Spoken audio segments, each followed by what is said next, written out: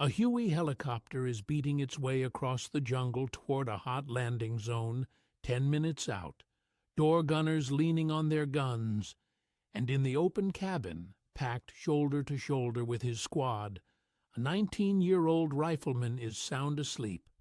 Not dozing, asleep, head back against the bulkhead, mouth open, rifle between his knees, on his way into a fight. To anyone from the civilian world, it's the least explainable sight in the war.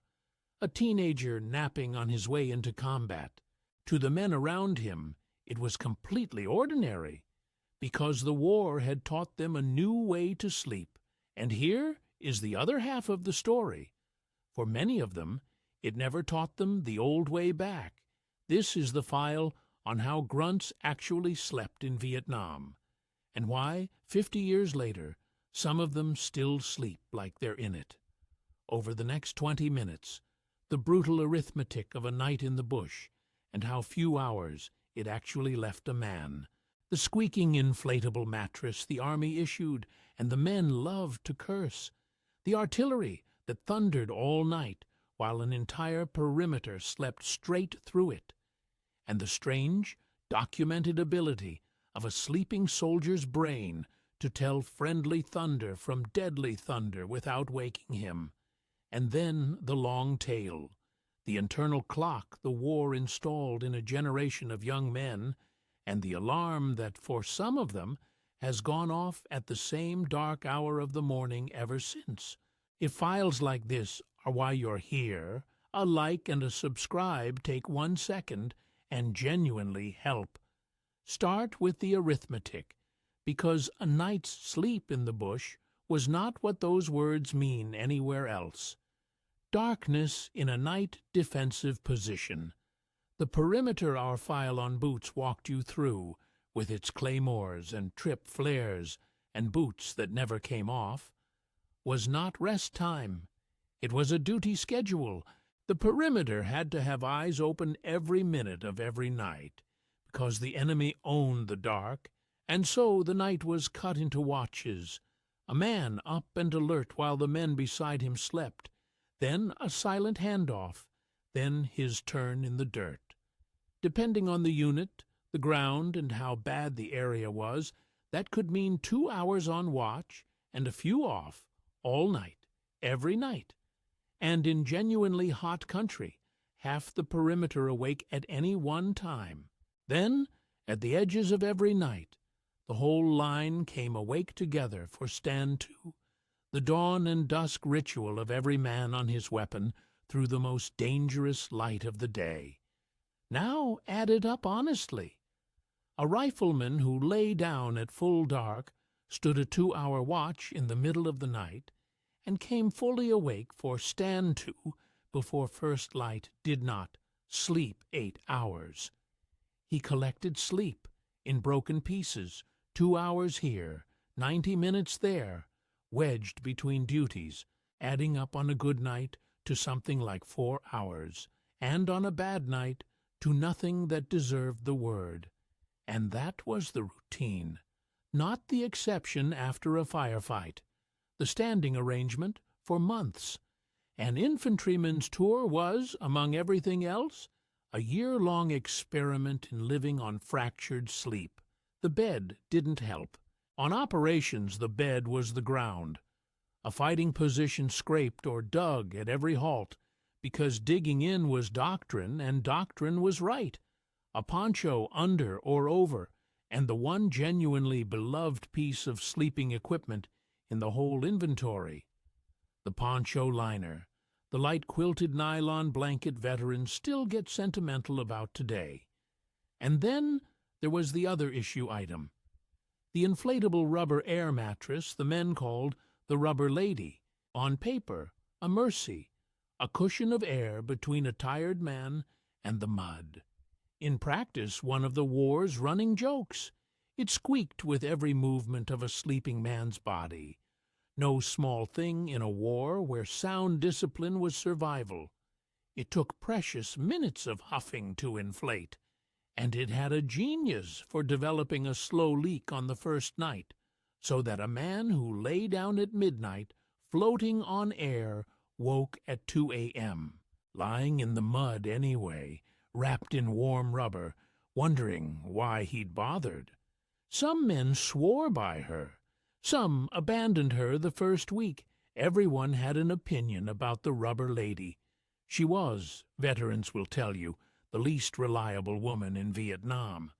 Some men had hammocks.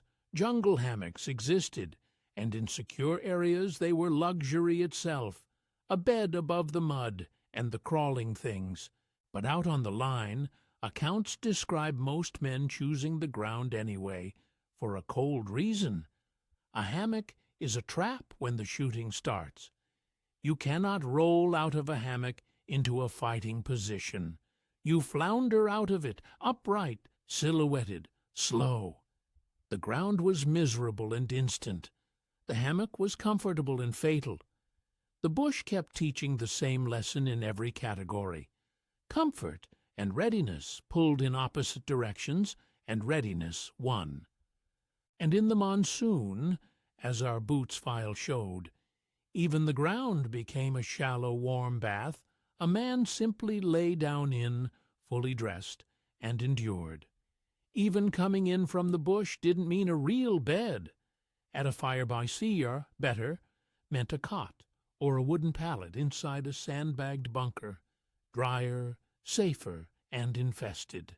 The rats of Vietnam's fire bases are a whole chapter of veteran memory by themselves. Big, fearless, fattened on sea ration scraps, and active all night, running the sandbag walls, and, in stories every firebase veteran tells some version of, across the sleeping men themselves. Men woke to rats on their chests. Men learned to sleep with their poncho liners over their faces. Some units kept a running war against them. Traps, bounties, entrenching tool ambushes at midnight. And the rats won anyway. It says everything about the sleep economy of that war that a bunker full of rats still counted as the good night. The bush taught you to sleep through artillery. The firebase taught you to sleep through company. And the sleep debt collected its interest in daylight. Chronic broken sleep does specific, documented things to a human being, and the infantry lived all of them. The 1,000-yard drowse on the march, men falling asleep, standing up at halts, leaning on their rifles. The micro-sleeps, 2, 3 seconds gone, mid-stride, walking, that veterans describe with the casualness of people describing yawning. And on the night watch, the mind low on sleep began to negotiate with the dark, stare at a tree line long enough, tired enough, and the bushes move. Every man who stood the 2 to 4 watch knows that hallucination, the shadow that shifts, the shape that isn't there, and every man learned the discipline of checking it, slow breathing through it, without waking the line for a bush. Exhaustion wasn't a feeling in Vietnam, it was terrain, one more thing to navigate without getting anyone killed. But here's the block that explains the sleeping brain of a combat soldier better than anything else in this file: the soundtrack. A night in the bush was loud, not occasionally loud, systematically loud. From fire bases within range, American artillery fired all night long.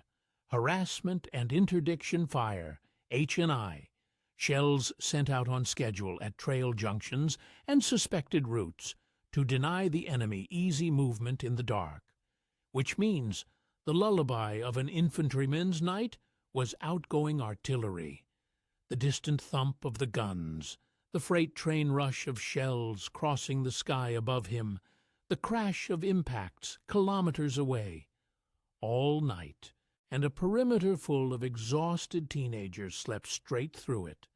Then a mortar round would leave a tube somewhere out in the dark, a sound softer than half the noises the sleeping men were ignoring, and the entire perimeter would be awake and moving before the first round landed. Veterans describe this in memoir after memoir, and it deserves to be called what it is: one of the most remarkable documented adaptations of the human brain in that war. The sleeping mind learned the difference between outgoing and incoming, between friendly thunder and the thunder that was coming for it, and it ran that analysis while unconscious, waking its owner only for the sounds that mattered.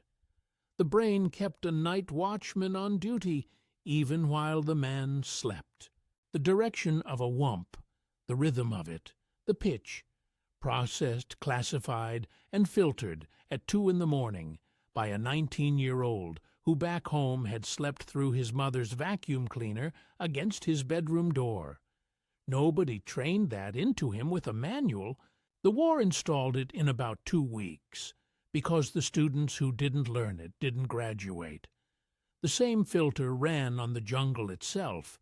The insect roar that meant everything was normal. The sudden silence that meant it wasn't. The instinct our habits file traced 50 years downstream. And the discipline of the night ran all the way down into the radio. After dark, when a platoon could not speak out loud, radio checks were answered without a voice. The man on watch keying the handset, breaking squelch, a click of static in the command post's ear that meant, "We're here, we're alive, nothing to report."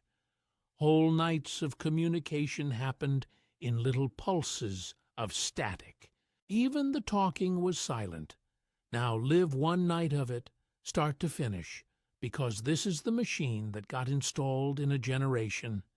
It's late afternoon, and the platoon stops moving, and before anyone rests, everyone digs. Your fighting position first, always. You eat cold, because as our C4 file explained, sometimes even a heat tab's glow is more light than the night can afford. The squad leader crawls the line with the watch order. You've got the 2 to 4. The worst shift, deep enough into the night that your body is screaming, early enough that dawn is no rescue. You lie down in your gear, boots on, rifle located by feel, and you're asleep in 90 seconds. That skill came in your first month. And then a hand closes on your shoulder at 2 a.m.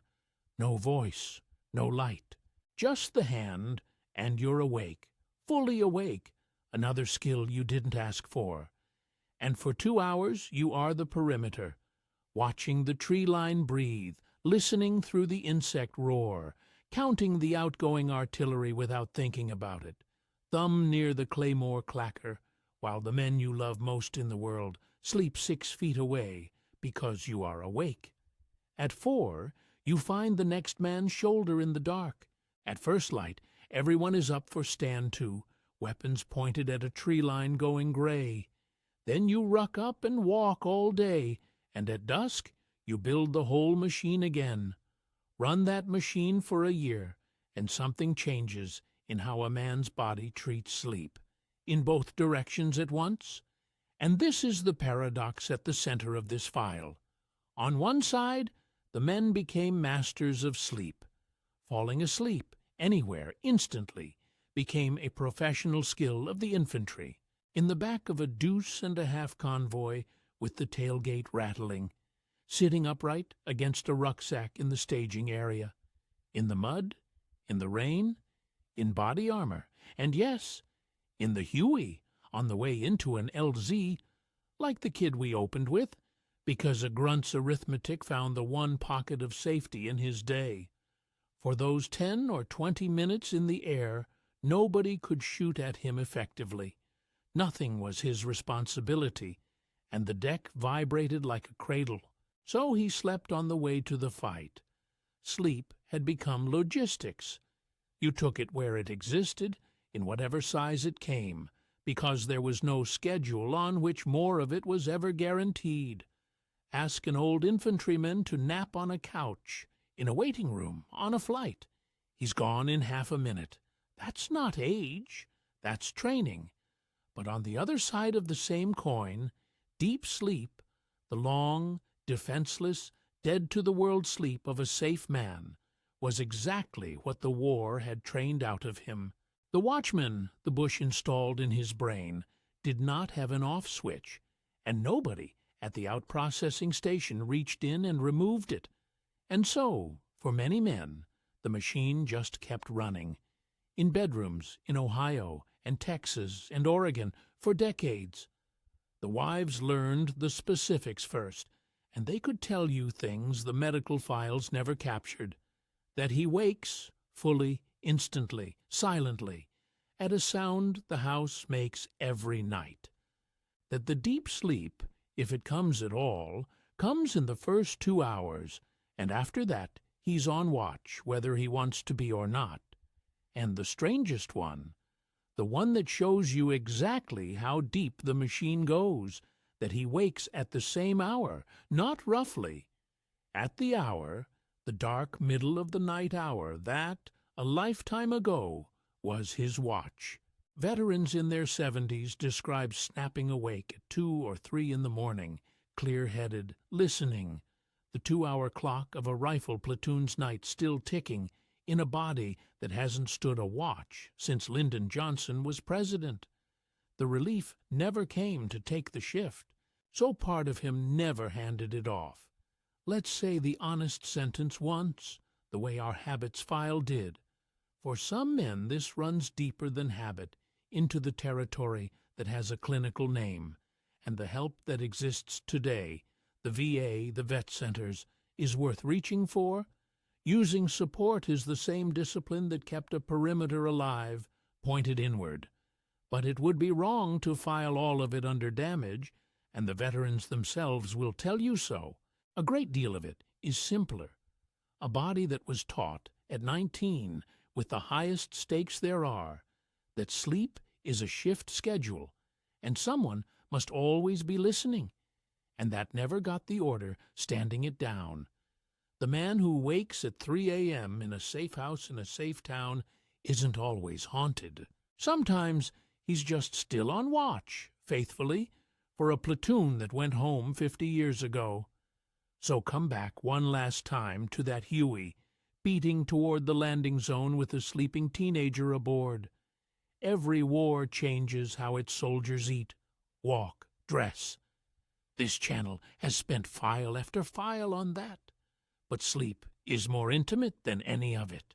Sleep is the one thing a body must do defenseless, and Vietnam taught 1 million young men to do it in 2-hour pieces, fully dressed, mid-flight, mid-war, with a watchman posted in their own heads. It was a masterpiece of adaptation. It kept perimeters alive through 10,000 nights, and like everything the war installed, it came home in the seat next to them, which is why, tonight, in bedrooms all over America, a certain generation of men will fall asleep faster than anyone in the house, and be awake, listening, at 3. Now the question, and this one has a second part. Be honest. What was your watch schedule in the bush? And what time did you wake up this morning? Put both numbers in the comments. The men reading them will understand instantly, and the rest of us need to see it in writing, because these comments are the record now, and the best story down there has a real chance of becoming a future file. It's happened on this channel before. Tell us where in the world you're watching from. If this file was worth your time, leave a like. It genuinely pushes these stories in front of more people. And share it with someone who wonders why Grandpa is always up before the birds. For more of what they didn't put in the textbooks, subscribe. The files keep coming. To the men who slept in pieces, so the man beside them could sleep at all. And to the ones still standing a watch, nobody assigned them all these years later. This one was for you.